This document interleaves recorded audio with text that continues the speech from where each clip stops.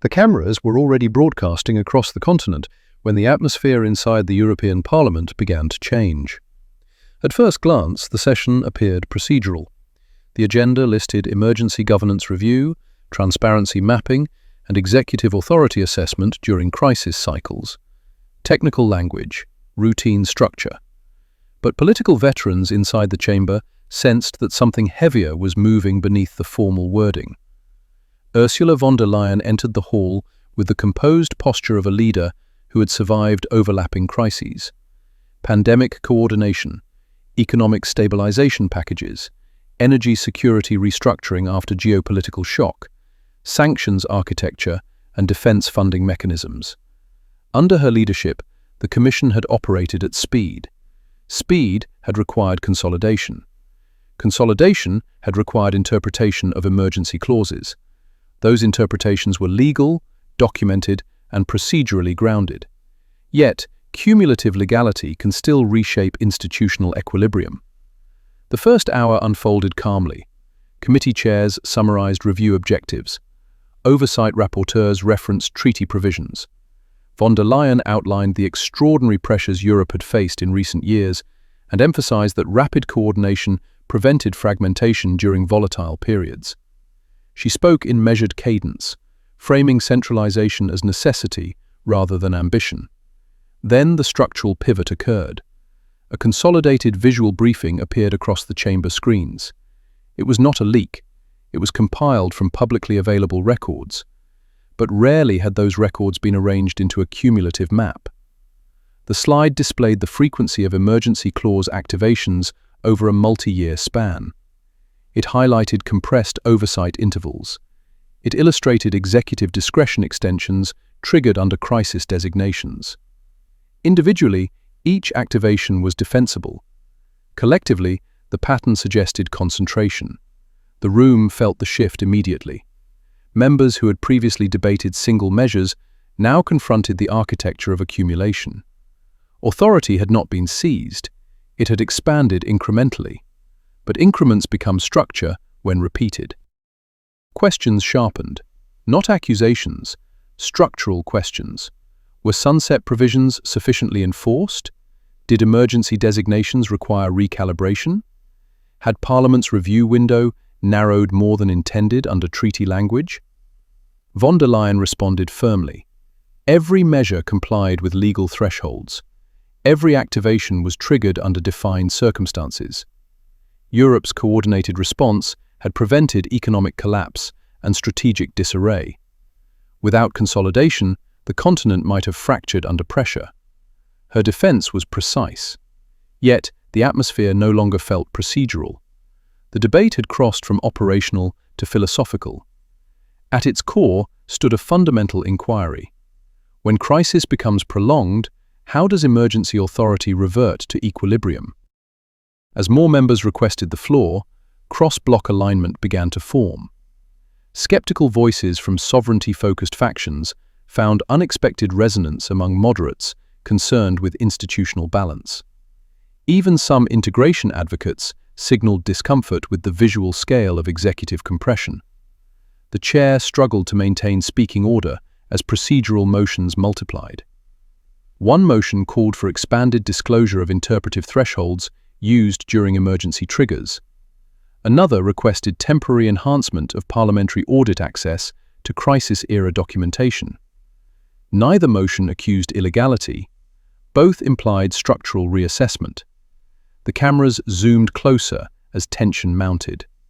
Analysts across Europe dissected the unfolding moment in real time. Social media feeds amplified key slides. The phrase executive concentration began trending in policy circles. Then came the moment that altered perception. A formal proposal was tabled to establish a temporary oversight mechanism reviewing cumulative executive consolidation under crisis frameworks. The proposal did not challenge leadership directly, it challenged architecture. Consultations were requested. A short suspension followed. It lasted less than 10 minutes, but in modern politics, optics travel faster than context. Headlines across multiple countries framed the pause as confrontation. Commentators speculated about internal fracture. Markets remained steady, signaling confidence in macro stability. Yet, political legitimacy operates differently than bond spreads. When the session resumed, the equilibrium had shifted subtly but unmistakably. Von der Leyen recalibrated her framing. She broadened the argument beyond defense of past actions. Europe's geopolitical environment remained unstable.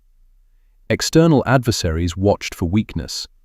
Strategic autonomy required speed and unity.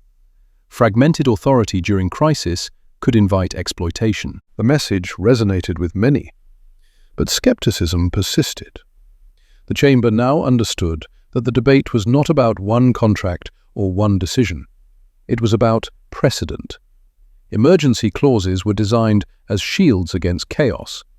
If used repeatedly across different crises, they could transform from shield into governing norm. That possibility unsettled legislators who viewed Parliament as guardian of balance. The session extended into evening. Calls for clearer sunset triggers intensified. Proposals for enhanced transparency frameworks gained traction. No vote of no confidence emerged, no dramatic collapse unfolded, yet invisibility had dissolved. Executive authority was no longer assumed as neutral instrument. It had been mapped. Mapping changes perception, perception reshapes politics. In the days that followed, further hearings were scheduled. Committees drafted recommendations for refined oversight intervals. Audit access windows were lengthened modestly. Reporting procedures became more granular. These were not revolutionary shifts, but they signaled recalibration. Von der Leyen remained at the helm. Her leadership did not fracture, but her executive latitude entered a new era of scrutiny. The broader implications rippled outward. Member state governments began reviewing their own emergency governance frameworks. Think tanks published analyses on crisis normalization across supranational institutions. Debates intensified about balancing efficiency and accountability in volatile geopolitical climates. International observers monitored closely. Washington evaluated whether internal EU recalibration might affect trade coordination. Moscow studied whether perceived institutional tension could weaken sanctions unity. Beijing assessed whether governance friction might slow regulatory initiatives affecting global markets. Yet, the European Union did not unravel. Instead, it adapted. The confrontation had exposed structural tension without collapsing cohesion. That distinction mattered. Democracies strengthen when oversight functions publicly. But oversight also alters power dynamics. For millions watching live, the moment felt like exposure because concentration had been visualized. What had once appeared as separate crisis decisions now appeared as cumulative pattern. No one shouted. No dramatic walkout occurred in rage.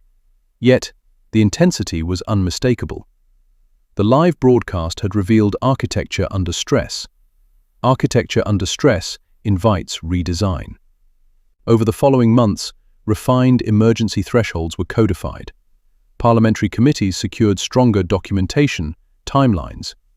Crisis activation definitions were clarified to prevent interpretive drift. These adjustments did not diminish executive capability, they balanced it. The deeper transformation was psychological. For years, crisis governance had normalized speed. Speed compresses deliberation. Compression centralizes authority. This session reintroduced friction as counterweight. Friction in democratic systems is not dysfunction. It is equilibrium asserting itself. Von der Leyen's tenure continued, but the memory of that broadcast lingered as reminder that consolidation must remain accountable. The European project evolved through recalibration rather than rupture. The story was never about panic. It was about visibility. Power that remains invisible accumulates quietly. Power displayed invites negotiation. And negotiation defines the future more profoundly than collapse. The chamber returned to routine in subsequent weeks. Yet those who had watched live understood that a subtle line had been crossed. The European Union had witnessed its executive centre mapped before its legislative heart. Mapping changes confidence. Confidence shapes legitimacy. Legitimacy sustains institutions. The moment did not shatter Brussels. It strengthened its democratic reflexes. But it also proved that even the most disciplined architecture must periodically withstand illumination. Illumination can feel like exposure. Exposure can feel like crisis. Yet, in resilient systems, exposure becomes evolution. The broadcast that many described as dramatic ultimately became a turning point in governance maturity.